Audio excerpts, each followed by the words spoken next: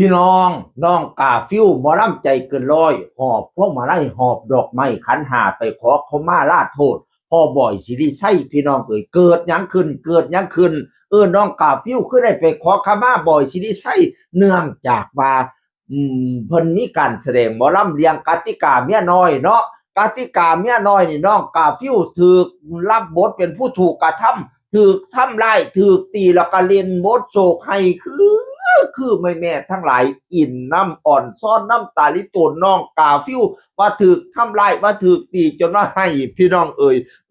แม่ก็เลยมาเมนว่าทำลูกชายแม่เบาๆหน่อยสิคะว่าฉันแล้วก็ไม่ลูกการ์ตูนหนาบูดพี่น้อง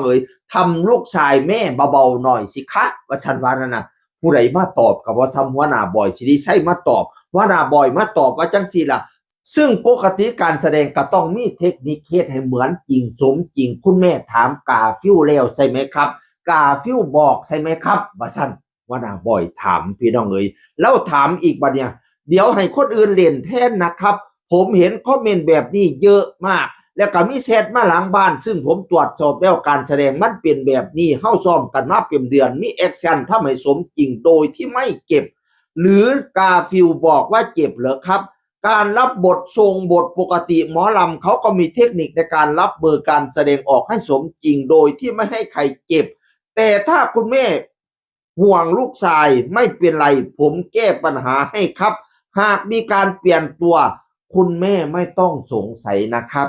หากมีการเปลี่ยนตัวการแสดงคุณแม่บ่ต้องสงสัยนะครับคุณแม่เป็นห่วงน้องกาฟิวเป็นบอผมสิแก้ปัญหาให้ที่บอกว่าเจ็บนี่กาฟิวบอกแม่นบ่ว่าซั่นหัวหน้าบ่อยมาเม่นถามหัวหน้าบ่อยมาเม่นถามเพราะว่าคุณแม่เพิ่นถามเพิ่นบอกมาว่าเห็นลูกชายแม่เบาๆหน่อยสิคะว่าซั่นว่านั่นน่ะพอตั้งแต่โพสต์นี้ออกไปหัวหน้าบ่อยอันเม่นออกไปมื้อต่อมาน้องกาฟิวโอ้ยแล้วก็เร็วอยู่พี่น้องฟ้าวถือขันดอกไม้พวงมาลัยมาขอขมาลาโทษพ่อบ่อยสิริไสมือเฮ็ดหยังผิดไปลูกก็มาขอขมาลาโทษว่าซั่นว่าน่ะพ่อบ่อยก็บอกสอนดีบ่เป็นหยังดอกน้องกาฟิวนี่ถือว่าเป็นคนที่มีได้รับโอกาสดีว่าซั่นว่าน่ะปกติวงพ่อนี่บ่เคยรับเด็กน้อยนักเรียนเลยโตน้องกาฟิวนี่เป็นคนแรกที่รับเข้ามาสมัยรับเข้ามาใหม่ๆโอ้ยตั้งแต่เด็กน้อยๆผู้นี้ตั้งแต่เรียนประถมเอิ้นว่าพระโอรสกาฟิวน้อยๆแต่กี้น่ะเอิ้นว่าพระโอรสกาฟิวบ่อยสิริไสแล้วให้แสงนั่นน่ะให้คนมาฮักมาหอมนั่นน่ะตัวโอ้ยเราโพสต์คลิปโพสต์หยังให้แสงจนว่าเกิด FC หยังแต่โคบพุ่นตัวได้รถงอนมาอยู่หมอลำใจเกินร้อยได้สร้างบ้านย้อนมาอยู่หมอลำใจเกินร้อยนี่แล้วอายุบ่จักปีนึงแล้วก็สอนเอาบอกเอามีแม่ๆมาฮักมาห่มมาหอมก็ดีอยู่แต่ต้องเข้าใจว่าอะไรทำไมมันก็มาจากพ่อนี่ล่ะมาจากวงนี่ล่ะโตเคยเฮ็ดจังไดก็เฮ็ดจังซั่นตั้งแต่กี้มาอยู่กับพ่อนั่นโอ้ยไปได้กับมากับพ่อบ่แต่ตื่นมื้อเช้าแสดงยามมื้อเช้าเสร็จไปกราบพระก็ไปกราบกับพ่อเฮ็ดหยังกับพ่อเดี๋ยวนี้น่ะบ่ใครเห็นไปบัดยามแสดงแจ้งมาไปกราบพระก็บ่เห็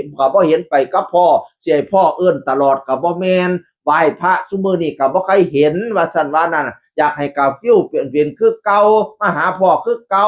ว่าซั่นว่านั่นน่ะแล้วก็บอกเอาสอนเอาลูกยังมีอนาคตอีกไกลเส้นทางนี้บ่ได้โรยไปด้วยกลีบกุหลาบฝากพ่อแม่พี่น้องเอ็นดูเลี้ยงดูน้องกาฟิวเลี้ยงให้มีทรัพย์เลี้ยงให้มีความคิดเลี้ยงให้มีโอกาสขอบคุณที่สนับสนุนว่าซั่นว่าสำหรับพ่อ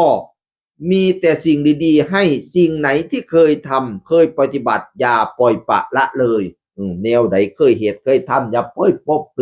ปะละเลยเคยไหว้พระก็มาไหว้พระยามมื้อเช้าแสดงแล้วเมียปานใดก็อดเอาพ่อเมียพ่อบ่ได้รับเด้อพ่อก็อดเอาไปกราบลาหลวงพ่อเพิ่นที่เพิ่นมาจ้างเฮาเจ้าอาวาสที่เพิ่นมาจ้างเฮานั่นน่ะ